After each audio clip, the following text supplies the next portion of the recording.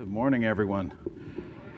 Hey, so it's interesting being on this rotation and getting a chance to teach once in a while. But the last time, I don't know if you guys remember, the last time I taught, I talked about power over fear.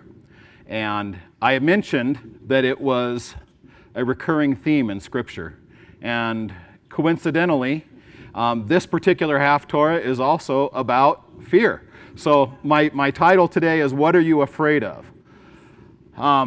Because this Haftarah talks about all kinds of things like this, but it's kind of a admonishment on Israel for being afraid of people when they have a God who rules over everything. And they've experienced God's wrath, they've experienced punishment for not following his ways, for not keeping the covenant that they had with him. But at the same time, God's saying, I'm going to redeem you. I'm going to bring you out of this, and you have nothing to be afraid of. So it starts with Isaiah 51:12. The first two verses here in the portion says, I am the one who comforts you. Who are you that you should fear man who dies, or a son of man who is given up like grass?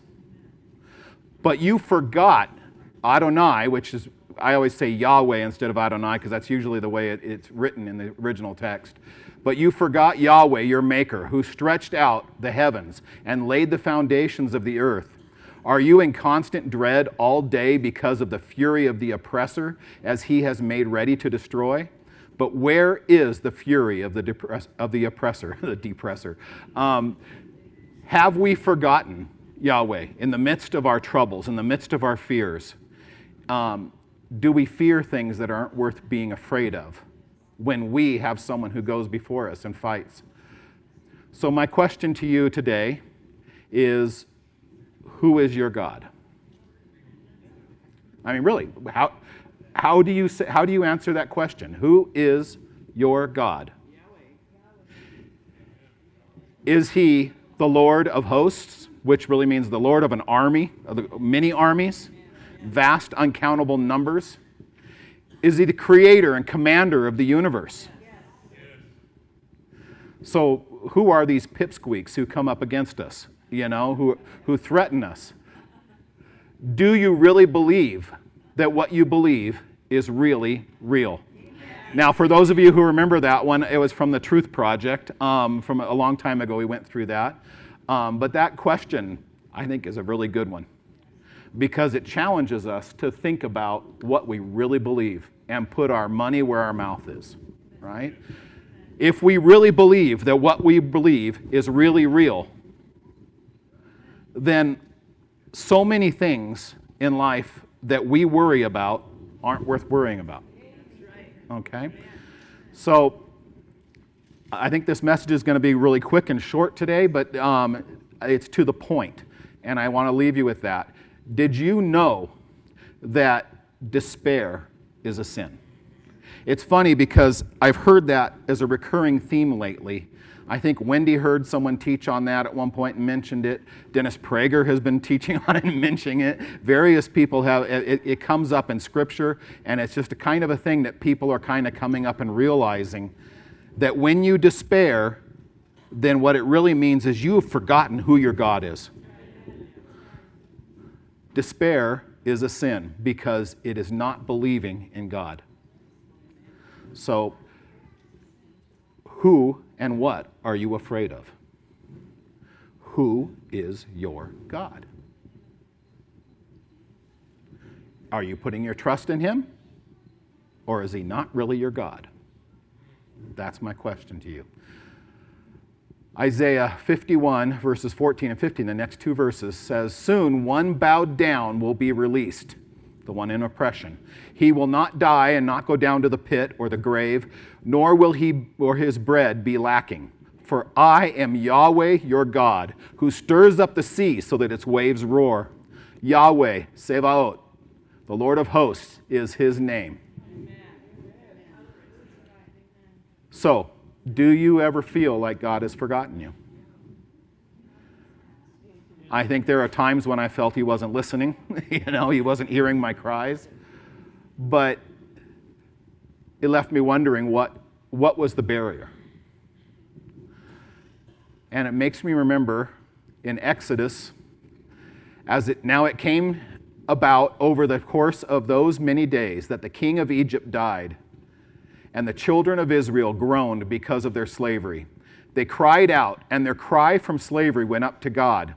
God heard their sobbing and remembered his covenant with Abraham, Isaac, and Jacob. God saw the children of Israel, Bnei Israel, and he was concerned about them. Now, this verse, when I see things like this in Scripture, I think about how the many places in Scripture it says, and God remembered. Okay? It's kind of a crazy thing because God knew us before he created us. He knew us before he created anything. He knew the end from the beginning. So when you hear this in Scripture, it's not really saying God suddenly woke up and remembered. He woke up from his nap and said, "What's going on?" That's not what it's saying. In a way, this is kind of the anthropomorphic view on what God was doing. The people cried out. The people remembered who their God was. The people cried out for help. And God turned his attention and says, now I can help you. Because now you're acknowledging who your God is. It wasn't God who forgot. It was the people who for a time forgot. And when they remembered, it felt like God remembered them. Okay? So, when it seems that God has forgotten you, it's time to remember that God never forgets anything or anyone. It's time to remember what you have forgotten. So if you're struggling, this is not meant to discourage you, it's meant to encourage you. When you feel like God is not with you, it's not because God left. God doesn't change. God is where God is. God's standards have not changed. If you feel like God is suddenly not with you, it's probably because you veered off the path. So, what was God's last instruction to you? If you don't remember, ask him. But I would bet if you search, you can figure out, God told me to do something, and I veered off the path. And that's why I feel alone. Have you been true to that task? Now, many times people have said, oh, God is telling me something, and spiritual advisors, people in their life say, that's not God. Okay? Be careful.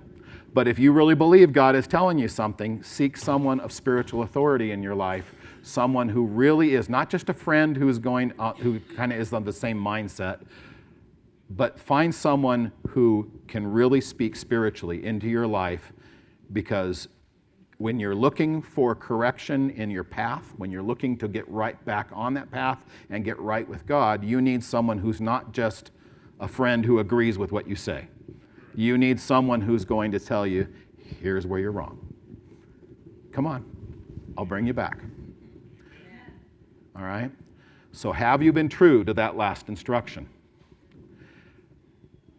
Israel spent a long time circling a mountain waiting for God to bring them into the promised land.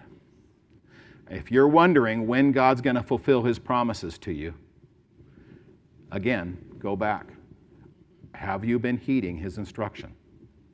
Some of his instructions are written out in Scripture where for all of us to follow, but sometimes there's personal instructions where God has spoken to us individually and says, I need you to go talk to this person. I need you to step up and start a ministry. I need you to, whatever it is, move to another county, whatever it is. But if you're not listening and you're not obeying, you're going to feel like God has forgotten you. And you're going to feel like you're in a time of oppression. You're in a time, a wilderness experience. So the time has come for action. Especially if you're feeling afraid, especially if you're feeling like God isn't listening, that God has abandoned you. The time has come for action, but I think the time has come for action for all of us. We can't just sit and be couch potatoes and watch God TV, whatever that is. We have to be people of action, because that's what God has called us to. So are you ready to get busy? To get off the couch, get off whatever it is you're doing, whatever you're waiting for, whatever it is that you're waiting for, are you ready to get up and get going? Because the promised land's just right over there. Got to walk through a little bit of water, and probably it's going to split as you go through because the water is not a barrier. But are you ready to be free? Now, what is that freedom? What does that mean?